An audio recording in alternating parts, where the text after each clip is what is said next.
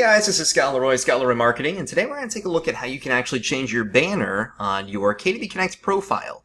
We get a lot of questions about this, and this banner has to be a particular size, so very similar to the E-Edge banner. This one needs to be an exact size of 1920 by 313. So just to give you a heads up, 1920 by 313. So it's going to be very long and very small height-wise. Alright, so the first thing we want to do is obviously hover over Education to go to KWConnect so we can access our KWConnect backend.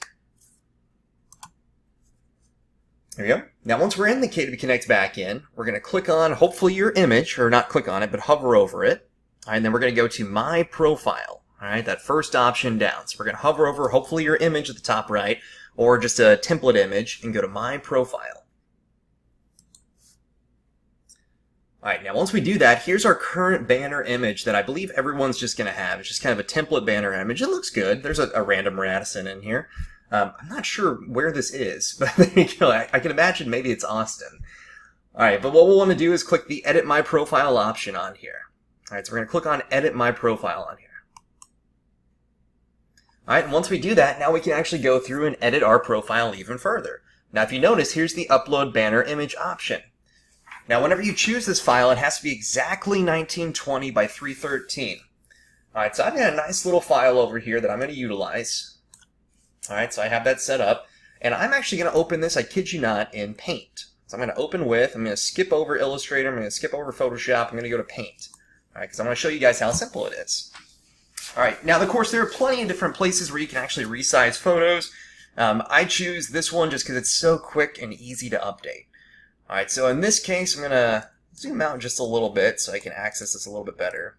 Alright, I guess we're going to go with 50 then, that's fine. Alright, now if I look at this, I'm going to click the Resize option on here.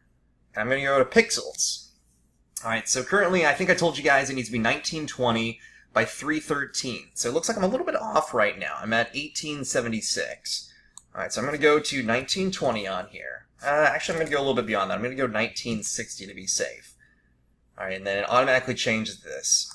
Alright, so as you can see, it makes it a little bit bigger. Since it wasn't too drastic of a change, I wasn't obviously going from, 1000 to 1920. You can't notice too much of a difference as far as like the pixelization or anything. Alright, so it still looks relatively sharp. Alright, now the next thing that I'm going to do on here is click the Select option, and I'm going to go to Rectangular Shape. Or Rectangular Selection, I guess.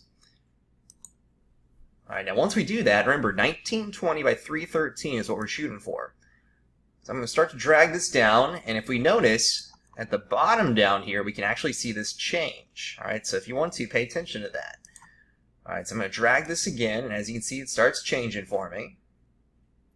Alright, so it looks like currently we're at 1921 by 439. Alright, so I'm going to need to make this a little bit higher up.